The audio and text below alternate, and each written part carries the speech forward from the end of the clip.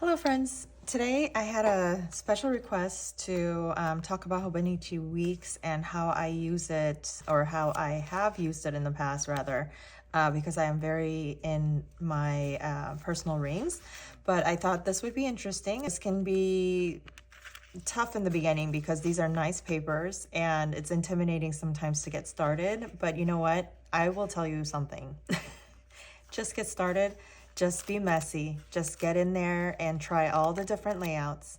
Don't be afraid to use this paper because at the end of the day, all it is it's supposed to be a productivity tool made just for you, right? And you paid money for it. In return, you should have productivity. So that's what I want to say to start off. And I am storing this currently right now in this BDS cover. If you guys want a link, I did share it on one of the shorts where I showed this flip. And I kind of customized it on BDS to the best of my knowledge, what I did. This is Italian leather inside, red, but I didn't see that option in there. So I did change it out to like another red color leather closest to it. But this is the Janet leather black on the outside, and I just added this pocket in the front because I typically carry my cash envelope in here for spending. And then I have my credit card slots. This is nothing new. Everything is the same. And then I added this back pocket, or this back zipper pocket rather. And it's pretty nice because it's like an accordion pocket.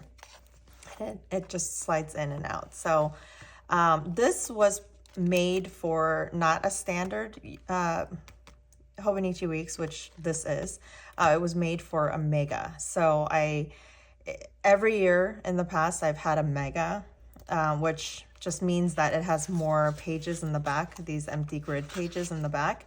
This year I opted in for the smaller one, which is the standard, and it still fits just very well with my credit cards, and there's no back pocket, as you can see, so that's nice and slip. I did intentionally order this and customize it as a wallet.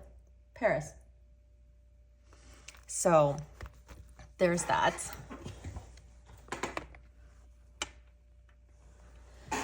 Okay, so in here, I just decorated a little bit in here.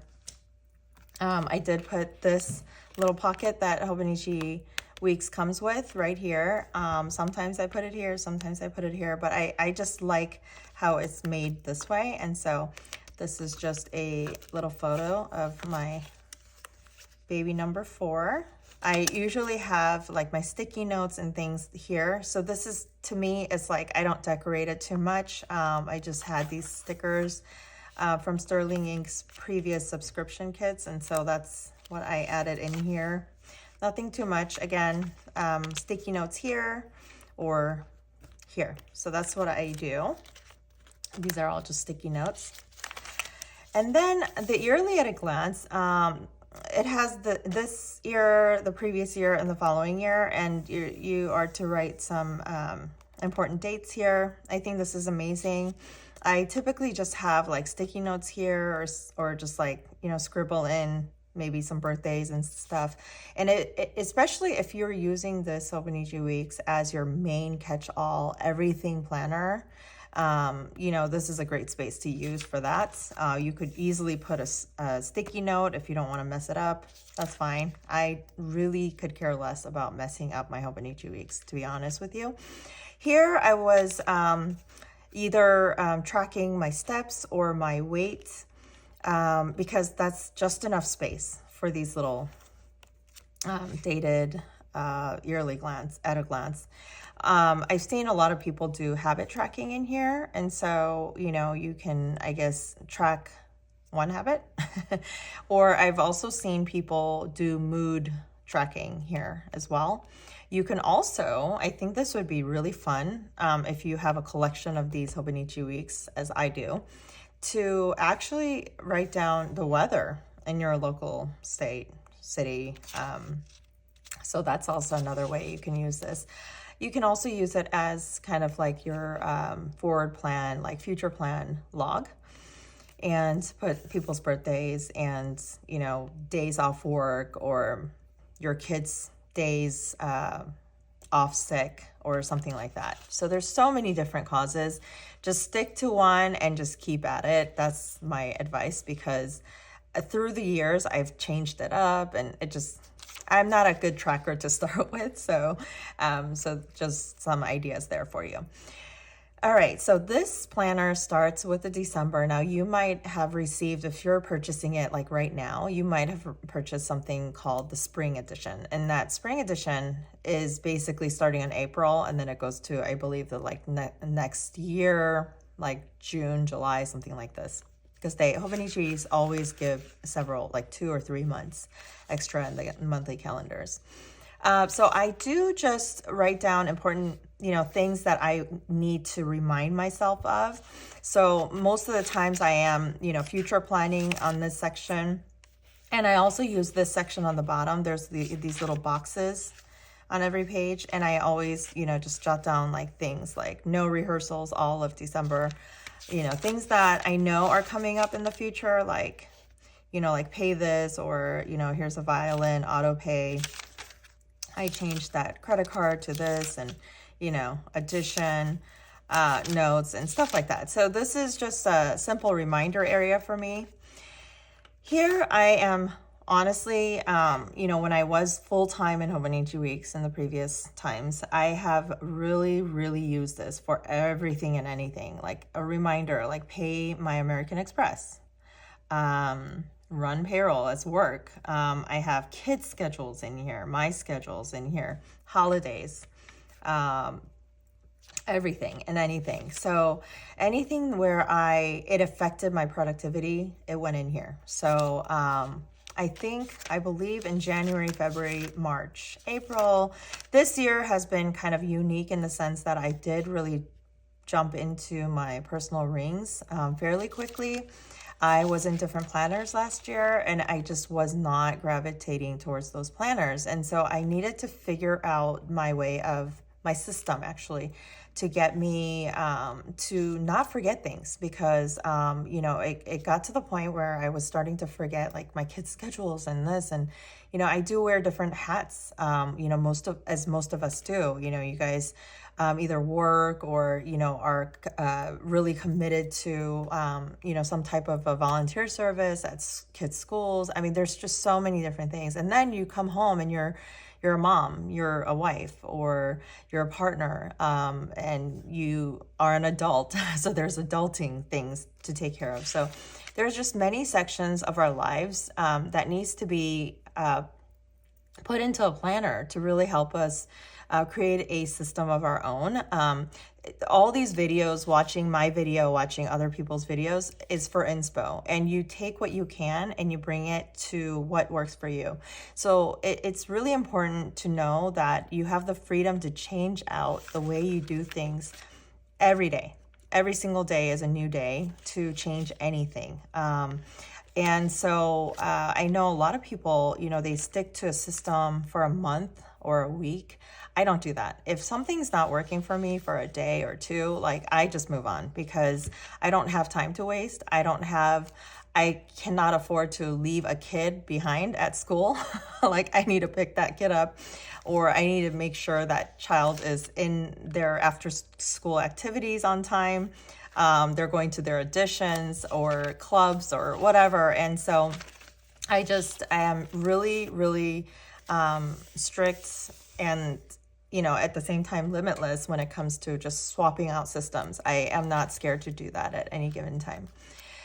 All right, so there's that monthly. The weeklies. Okay, so the weeklies start at the end of November. I believe it's because the 1st of December starts here, and that's so fun. If you have the April edition, probably, I don't know, I've never had the spring edition. Maybe I have a long time ago, but I should always start the month ahead.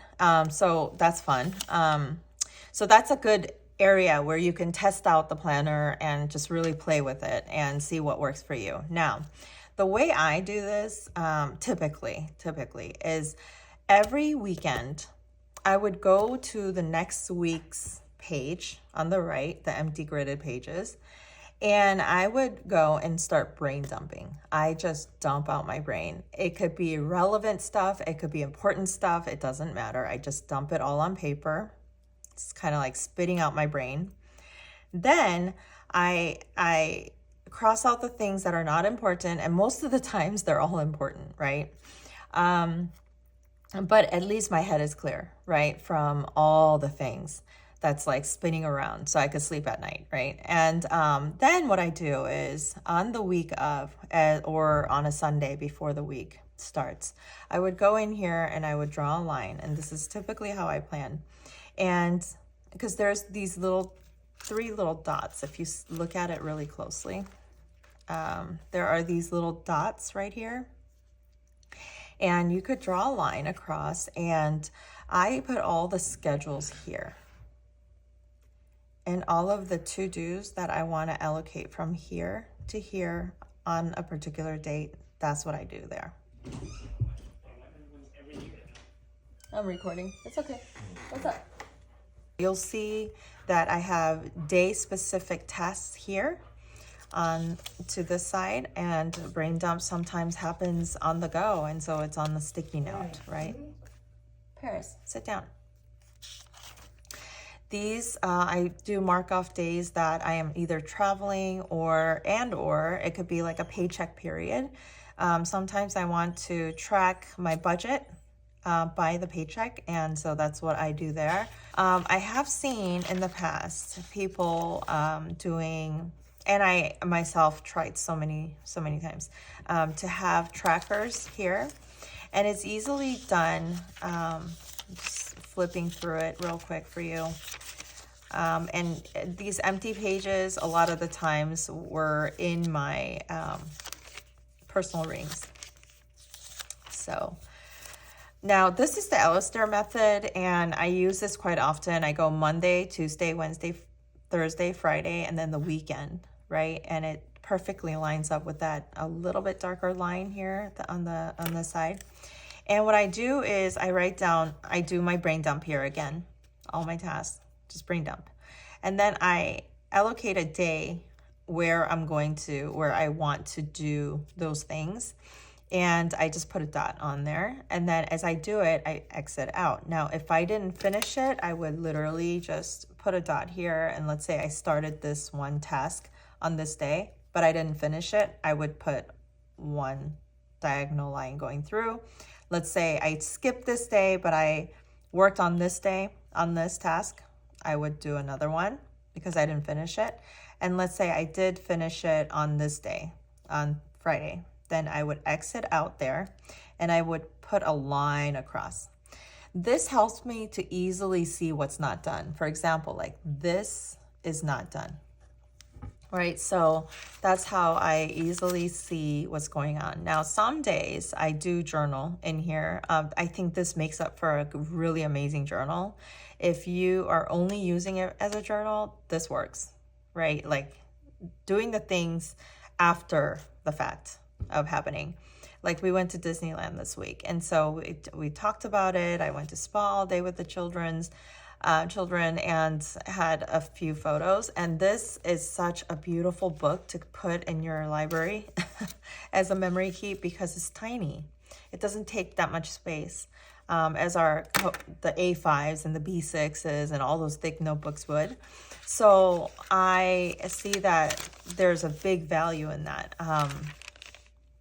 So again, I'm doing all the brain dumping, and then I am writing down all the things to do, or my schedules on this side. Anything special you can put onto the right side. You know, something special like something's happening, or I have to go drop off a child for carpool, that kind of thing. So just like kind of highlighting those areas. So, and stickies are fun. They're fun, not only for like, you know, having things stick out of your notebook, but they're also fun because it just has a little bit of a, you know, what do you call, like an expression, like I did this day. And this is, I talked about it in my last flip of my personal rings, but this is something I bought at Daiso. But if you don't have a Daiso nearby, try to find it. It's like, it's just paper tape that is sticky. It's a sticky note paper tape. I think that's how I would explain this. But I oftentimes would put, you know, important things here like that to highlight or for me to remember. Like, this is busy, right? But let's say on this day I want to absolutely remember something. I would write something here like do, right? And then I would, because I want to see what's under there, I would easily take it out. So there's that as well. What else? What else can I share with you? So this is now coming to this week. So I just have some things. Sometimes right now I'm in my personal rings, and my personal rings is doing amazing things for me in terms of productivity and really moving me into a flow of busy work season. And so with the Hobonichi Weeks being carried as my wallet in this moment in time, what I am doing is I am just really putting down things that are important to me on the go. I don't really need to know every single little detail of what to do. I don't need to brain dump in here. I have a place in my personal rings to brain dump. And let me show you the brain dump section here on this one, on my personal rings, because this is another way you can brain dump. So this is kind of what I did with the Alistair method here, if you remember those pages before. But I'm just doing it in my personal and just keeping it all in this one planner. So right now, all my work, personal, everything is done here. And you could easily, if you're just using Hobonichi Weeks, you can easily do this brain dump, just like I said earlier, into here. One thing I will say is don't try to change your system too much, or your layout, the way you think your brain functions the best and reads things and digests information. Don't change it too much, you know, being inspired by all these other planner channels. You have a system, you just don't know it yet. That's what I want to say. You have a system of your own, and, you know, be respectful of your own system that has worked for you through grade school all the way up until now. There's some type of a way you have always planned and that your brain picks up really quick. And when you don't ignore that and you put that into practice, but, you know, make it aesthetic if you want to, make it super messy if you want to, you know, find your love for how your planner should look, to gravitate your attention to it every single moment throughout the day. That's my advice, because honestly, this planner is beautiful. I love this planner. And, you know, throughout the year, even as I'm in my personal rings, I will tell you, I come back to this often just to even flip through my pages, look at photos, look at like what happened during that month again, you know. I just make an excuse to come and celebrate this planner. And that's what a good planner should do. You should love the paper. If you don't like this thin paper, move on to the next one, because this is not going to work for you, right? Because at the end of the day, this is a tool. This is something that you should be using to help you to keep coming back to this, so that you know what's going on in your life and where you need to be, where your children or your family members need to be, where, you know, when things are due, so that you get promotions, like whatever, like your business is booming because you are on the go all the time doing new projects and developing your business. Whatever that is for you, you need to be in here all the time. And that is what a good planner would do. So don't be, if you're one of those people, you look at your grade school planners and you see like messy stuff, you see sticky notes, you see like pictures and stickers, and you see paper, you know, like sticking out of the notebooks. Don't go to an aesthetic planner channel and try to make it look just like that, because it's not going to look like that. In order for you to gravitate towards this planner, you're going to be kind of afraid or intimidated by your planner. And this is not serving the purpose. So, but if on the other hand, if you are, attracted by those planner channels where, the planner person has so many, the creator has like all these things in their planners, and you love watching those. But in the same sense, when you go back to your journals and planners from your grade school and high school and whatever, college, and you have like very clean looking planners or journals, remember, that is not going to work for you. You're not going to gravitate towards that, continuously. And that's the whole point of this. So I hope I got my message across, and I hope this video helped you just a tiny little bit in terms of creating something amazing using this tool, Hobonichi Weeks. If you have any questions for me, comment down below, and I would love to answer, and I would love to chat. All right, until next time, bye.